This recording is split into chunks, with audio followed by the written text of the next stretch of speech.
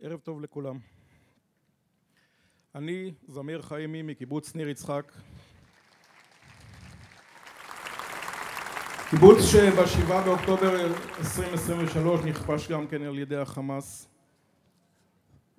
סיימנו את היום עם 8 הרוגים, 6 מכיתת הכוננות ו2 נוספים. אני הדוד של טל חיימי, שהיה מפקד כיתת הכוננות,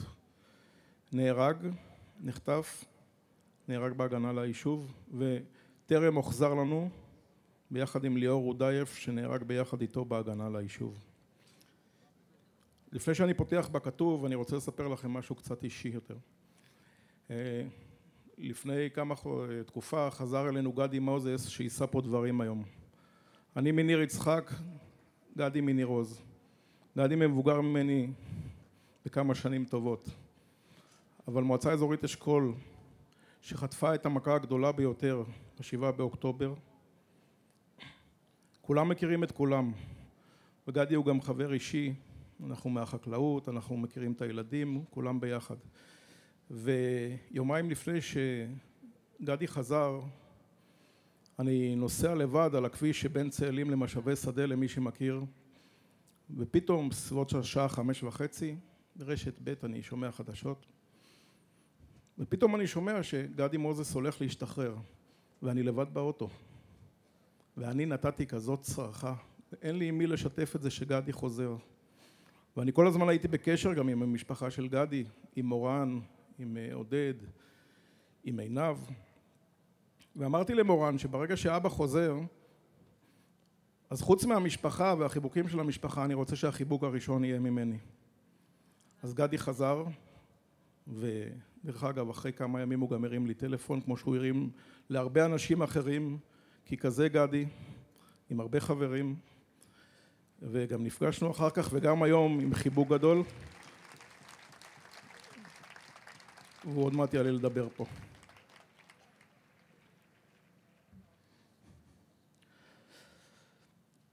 כבר 547 ימים שהם לא איתנו, קבורים במנהרות בעזה. אפילו שם קולקטיבי ניתן להם, החטופים. קבוצה של אזרחים ישראלים שהופקרו ב-7 באוקטובר על ידי מדינת ישראל, ומאז מופקרים כל יום מחדש על ידי ראש ממשלת ההפקרה.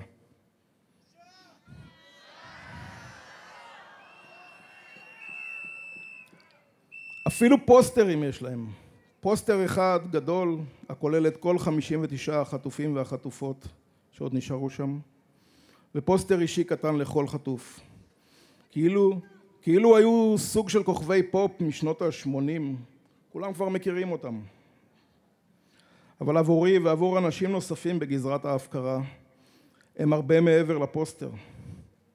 אביב אצילי מניר עוז, חקלאי, מסגר, אומן וחבר טוב. אריה זלמנוביץ', זלמן, שלימד אותי בצעירותי שאסור לזרוע אפילו זרע אחד של חיטה לפני ה-15 בנובמבר. תמיר הדר, הבן של יעל ומשה. אמירם קופר שעבד שנים במפעלים האזוריים של החקלאות באשכול. אליהו מרגלית, צ'רצ'יל, אבא של דני ואיש בקר ופרות. ליאור רודייף, חבר הקיבוץ שלי, ניר יצחק. מכונאי, קצין בטיחות ובעיקר איש של נתינה, התנדבות וחבר אישי. ולבסוף, טל חיימי. האחיין האהוב שלי. אדם שהיה בו רק טוב, אפילו לא טיפה של רוע.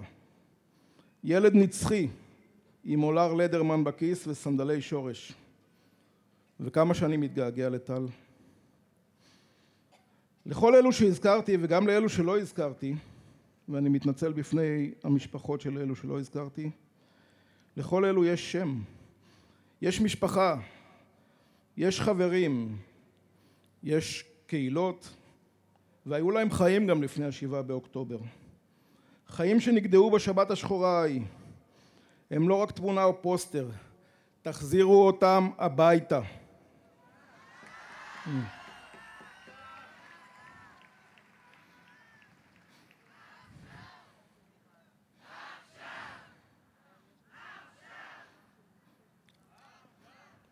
רוב הציבור בישראל, גם אם אינו מכיר אותם באופן אישי, הצטרף למאבקנו הצודק. וכמו שאמר אלי שרעבי, לא ימין, לא שמאל, רק ישר.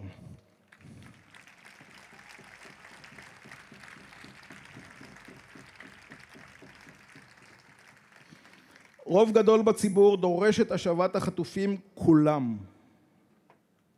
וכמו שציין השליח האמריקני ויטקוף, נתניהו הולך נגד הלך הרוח הציבורי בישראל.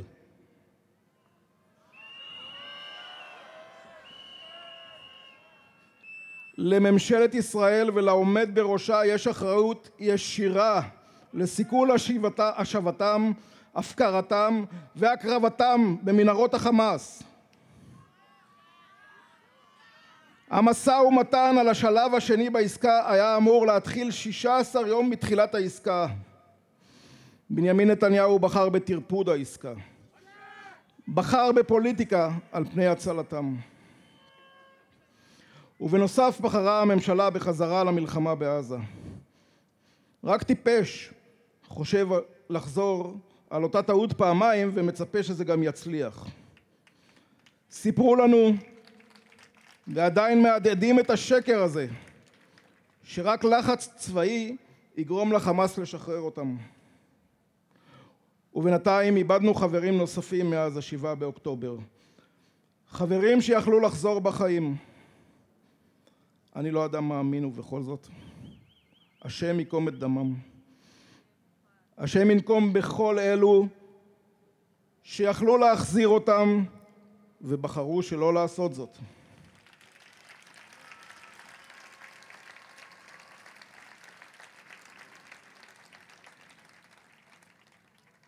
ההיסטוריה היא שתשפוט אתכם. תתעוררו כבר ותחזירו את כולם עכשיו.